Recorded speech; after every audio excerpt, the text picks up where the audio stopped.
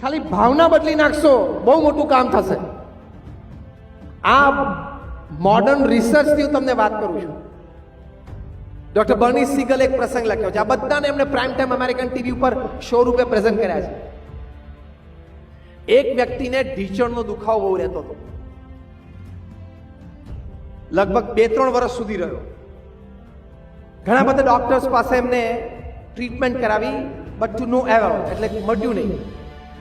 ન્યુયોર્કમાં અને લંડનમાં 2 ઓપરેશન કરાવ્યા, તો પણ ઢીંચણનો દુખાવો મટ્યો નહીં. પછી કોઈ એને કહ્યું કે તમે કોઈ સાયકેટ્રિસ્ટ પાસે જાઓ. તો કે આવું કંઈ ગાંડો નથી થઈ ગયો કે સાયકેટ્રિસ્ટ પાસે જાઉં, આ મને ઢીંચણનો દુખાવો છે.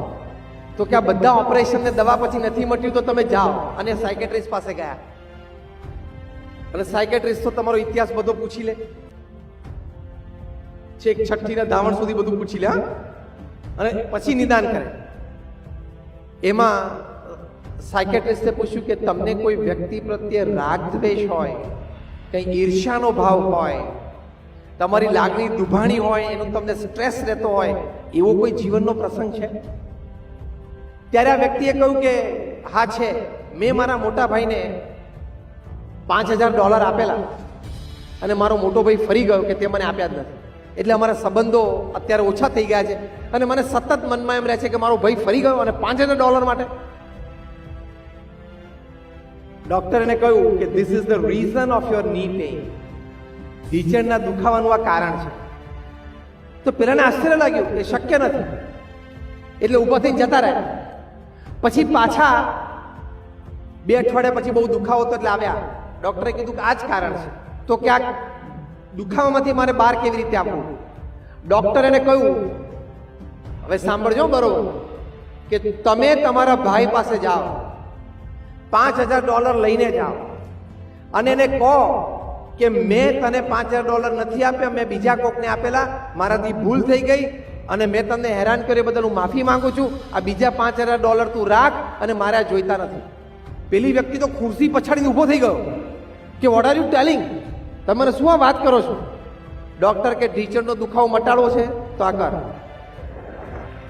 આ હકીકત છે. આઈ ટેલ યુ, હું તમને આના સાયન્ટિફિક શબ્દો પણ કહીશ. બહુ આગ્રહ પછી આ વ્યક્તિ આવું કર્યું. સવારે એક દિવસ $5000 લઈને ગયા, એના ભાઈનો દરવાજો ખખડાવ્યો. એના ભાઈએ દરવાજો ખોલ્યો અને જોયું કે આવ્યો, એટલે પાછો ઝઘડો થશે. એને કહ્યું કે ભાઈ, મેં તને $5000 નથી આપ્યા, મારી ભૂલ હતી, અને મેં તને હેરાન કર્યું બદલ માફી માંગુ છું. આ બીજા $5000 તું રાખ, અને મારે જોઈતા નથી. પેલા કે ના, આવો આપણે બેસી અંદર વાત કરીએ. અંદર બેસીને વાત કરી.